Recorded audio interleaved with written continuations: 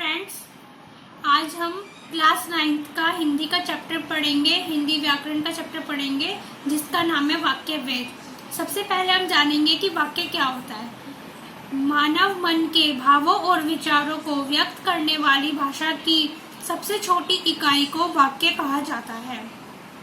मतलब कि मानव जो भी अपने मन के बातों और भावों को एक दूसरे से बताता है वो वाक्य के रूप में बताता है, उसे हम वाक्य कहते हैं। अब हम जानेंगे कि वाक्य के भेद कितने होते हैं। वाक्य के दो भेद होते हैं, पहला अर्थ के आधार पर, दूसरा रचना के आधार पर।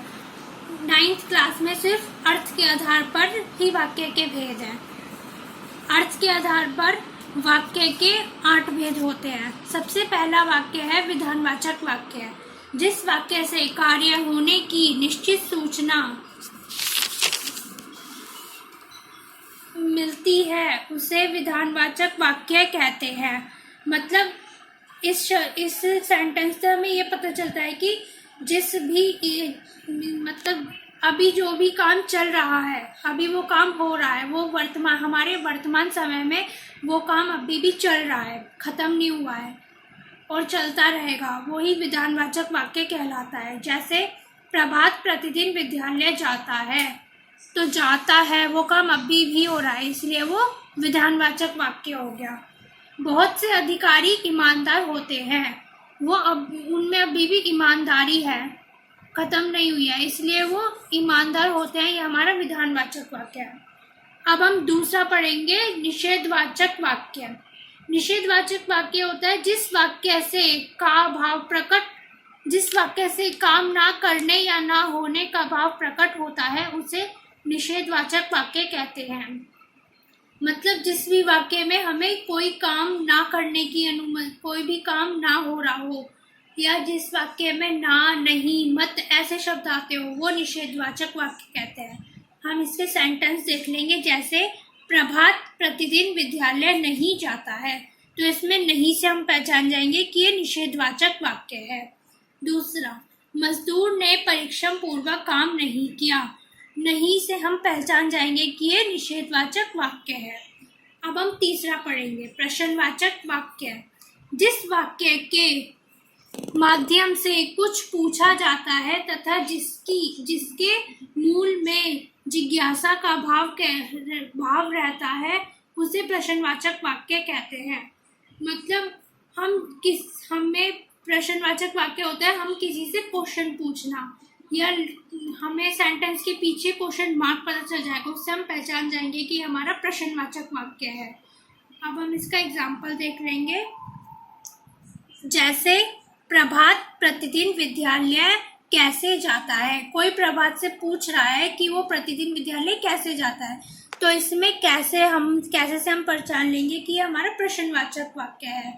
दूसरा, मजदूर परिश्रम पूर्वक कहाँ काम करता है, कहाँ से हम पहचान जाएंगे कि हमारा प्रश्नवाचक वाक्य है।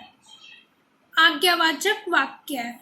जिस वाक्य से आज्ञा या अनुमति देने अथवा लेने का भाव प्रकट होता है उसे आज्ञावाचक वाक्य कहते हैं। मतलब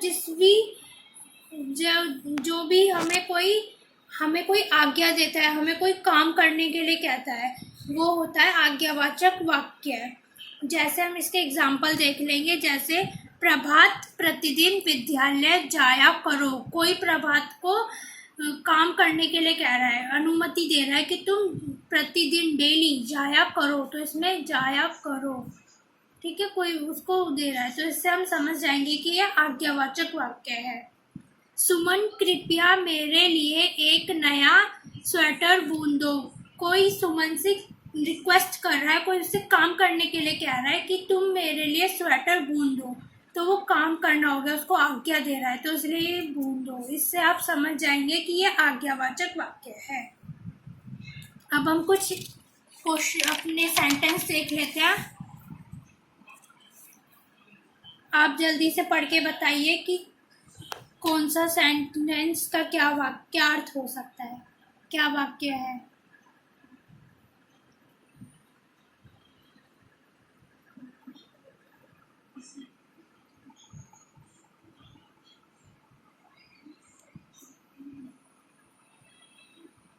चलिए हम शुरू करते हैं। मेज पर रखी यह सुंदर सी घड़ी किसकी है? कोई पूछ रहा है कि मेज पर ये जो घड़ी रखी है सुंदर सी, ये किसकी है?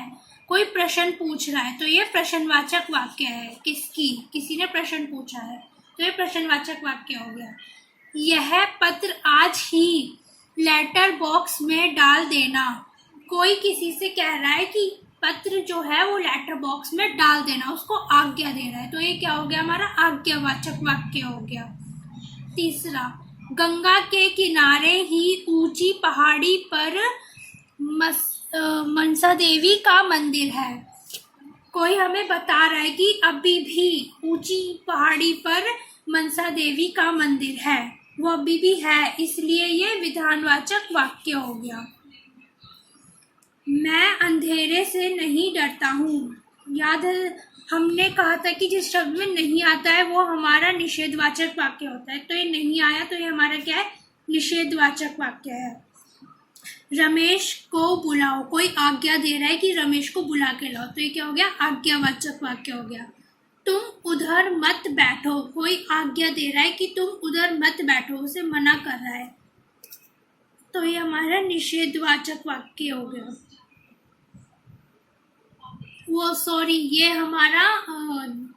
ये हमारा आज्ञावाचक वाक्य हो गया। बिजली के तारों को हाथ नहीं लगाना चाहिए। कोई हमें सिखा रहा है कि बिजली के तारों को हाथ नहीं लगाना चाहिए। देखो इसमें नहीं शब्द आ रहा है, हमें नहीं से हम पहचान जाएंगे कि हमारा निषेधवाचक वाक्य है। आई होप फ्रेंड्स आपको आज ये अच्छा लगा होगा, और बाकी के 4 भेद हम नेक्स्ट वीडियो में पढ़ेंगे। आई होप आपको ये मेरी वीडियो हेल्पफुल लगी हो। प्लीज़ इसे लाइक एंड सब्सक्राइब जरूर करना एंड शेयर जरूर करना। हाँ, बेल आइकन को जरूर दबाना। Thank you.